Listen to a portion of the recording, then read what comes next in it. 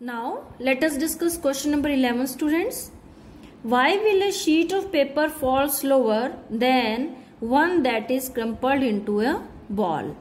If we take two sheets of paper and one sheet of paper is allowed to fall as it is from a height, and the another sheet of paper if we crumple into a ball and then we allow to fall it from a height, then what we notice that the paper which is in the form of sheet, spreadsheet, it falls very slower. So why does it happen? So beta will write its answer that this is because air resistance, as paper in the form of sheet has large volume because it is spread, and so more air resistance acts on it. Because more is the volume, more air is pushing the paper in upward direction, and that's why it will come slowly in the downward direction as compared to the ball which is made up of paper. Now question number 12. Gravitational force on the surface of moon is only 1/6 as strong as gravitational force on the earth. This thing is given to us and we also know about it. Now what is the weight in newtons of a 10 kilogram object on the moon and on the earth? So mass is given to us and we have to find weight. So we have given that is mass of object is 10 kilogram and we have to find weight of object on earth. So I am writing WE as weight on earth is given by mass of object multiplied by acceleration due to gravity on earth. Mass is given 10 and acceleration due to gravity we know that on earth it is 9.8. So it will be 98 Newton. So weight of object on earth is 98 Newton. Now we have given in the question that gravitational force means weight of object on surface of moon is 1/6 as compared to the force, or we can say weight, on earth. So weight of object on moon is equal to 1/6 times as compared to the weight of object on earth. Here we are denoting weight of object on earth, weight of object on moon. So 1/6 and weight on earth, that is 98. So we will divide it. 6 1 ja 1 and it will be 16 point and 6 3 ja 16.3 approximately. This will be weight of object on moon. In this way we will solve this question. Now question number 13, that a ball is thrown vertically upwards with a velocity of 49 meter per second. Thrown vertically upward. So its velocity, initial velocity, have some value and that is given 49 meter per second. So this is u. Now calculate maximum height to which it rises. We have to find h. And in second part, the total time it takes to return to the surface of the earth. It means in t time this goes in upward and in another t time it comes in downward direction. So we will write the given values. U is 49 meter per second, and as it is going and reaches to highest point and then coming back, so final velocity will become 0. Now in going, the acceleration due to gravity, that is 9.8 meter per second. 9.8 meter per second square. And as it is going in upward direction, so the sign will be negative. In first part, what we have to calculate? Maximum height. And in second part, time. So first of all we will calculate the first part. In solution, now which equation we will use in it? We will use equation 3, that is v square minus u square equal to 2gh. V square is 0, u square is 49 square is equal to 2, g is 9.8, and as it is negative, so we'll put minus sign, and h we have to calculate, so we'll write h here. Now we will rearrange it.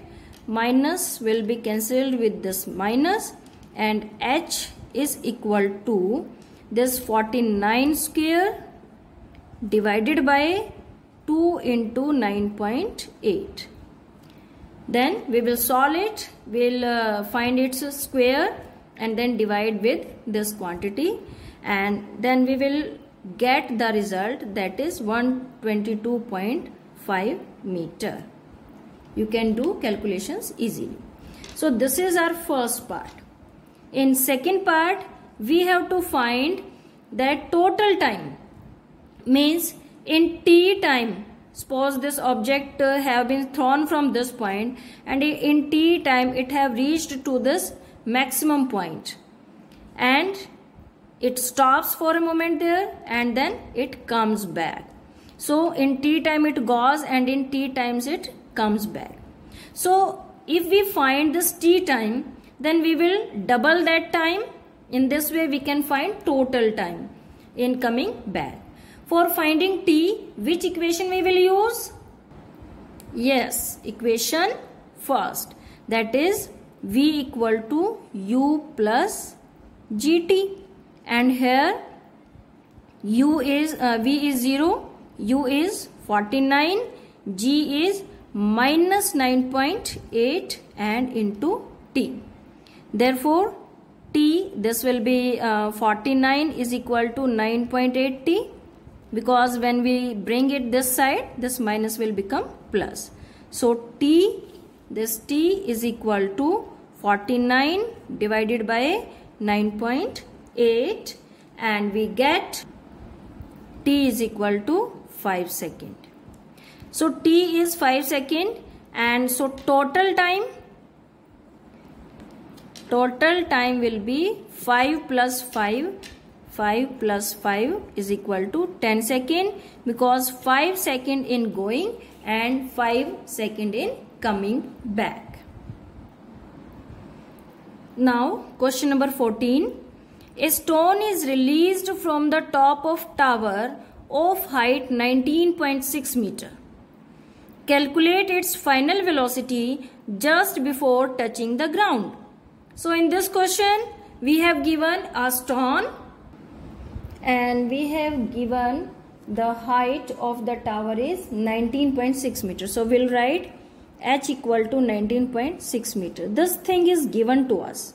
Other things we know by our common sense, that when we drop an object from a height, then we take initial velocity as 0.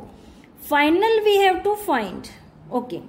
Now one thing more we know, that is acceleration due to gravity, that is 9.8 meter per second square. If the value is not given in the question, then we have to take 9.8, and if it is given in the question that sometimes given that take g equal to 10 for simplicity, then you have to take g equal to 10. Now by using third equation of motion, that is v square minus u square is equal to 2gh.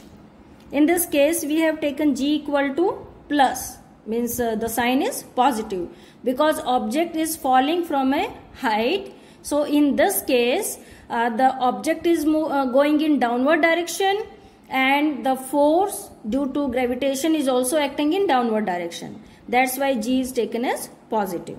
Now we'll put the values, that is v we have to find, minus u is 0 to 9.8 into 19.6. We will multiply it and calculate.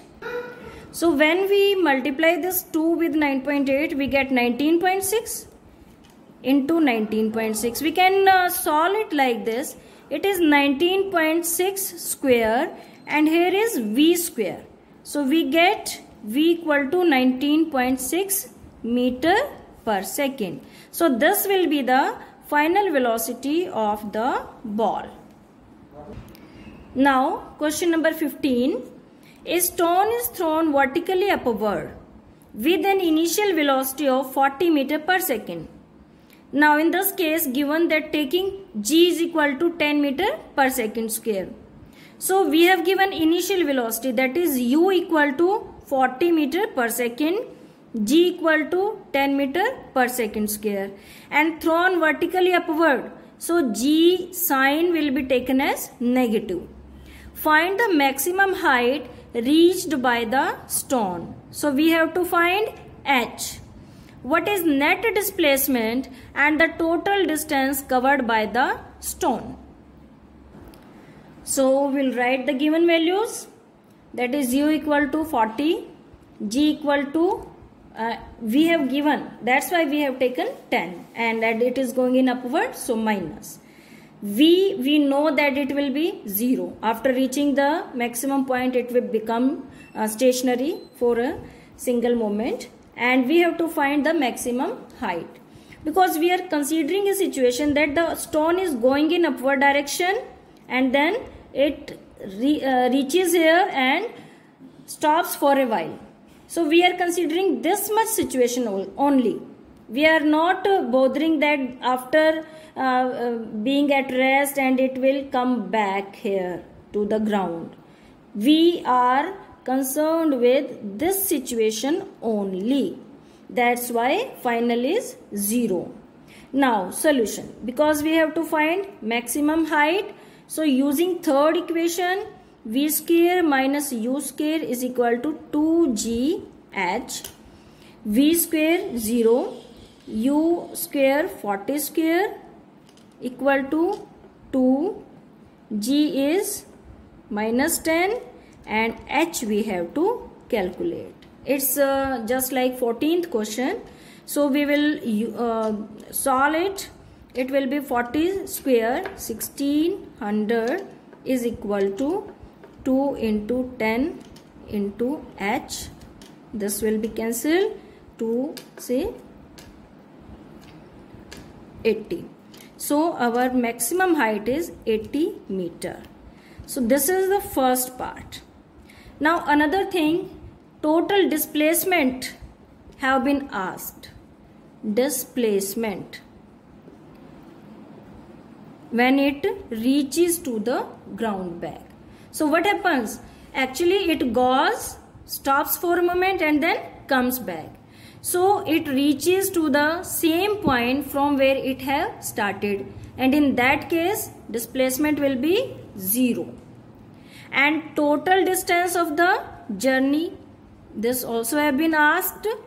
So total distance covered means 80 meter maximum height it have gained, 80 meter it have gone, and 80 meter it have come back.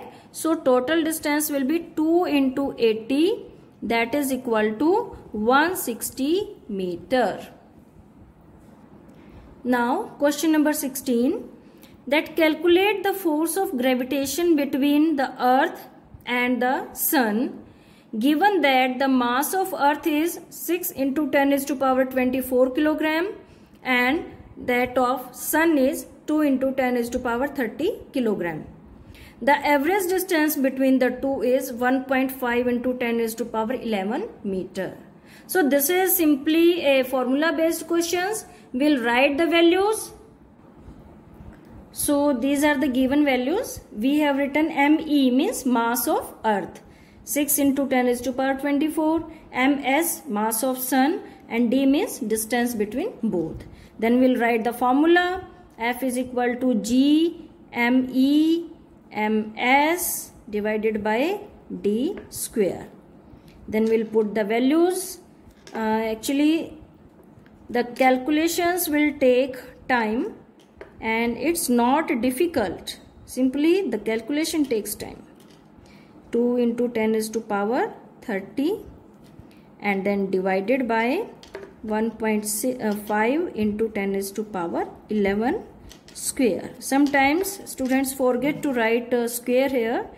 Now value of G 6.67 into 10 raised to power minus 11. Okay, and 6 multiplied by 2 and 10 powers we will solve. 10 raised to power 24 plus 30 and minus 10 raised to power minus 11 of the value of G. Then divided by 1.5 into 1.5 into 10 raised to power 11 square, so it will be 10 raised to power 22. Now we will solve, as these cannot be cancelled, so simply we will multiply and then divide them, and we solve these powers of 10. So we combine these all the values, 10 raised to power 24 plus 30 minus 11 and this 22, when it come in numerator it will be minus 22, and when we'll solve all these values we will get 10 raised to power 21. Now we can solve it easily, multiply these and divide, and 10 raised to power 21, and the unit will be Newton. So you have to solve it completely. So it will be 35.6 into 10 raised to power 21 Newton, and we can write it as 3.56 into 10 raised to power 22 Newton.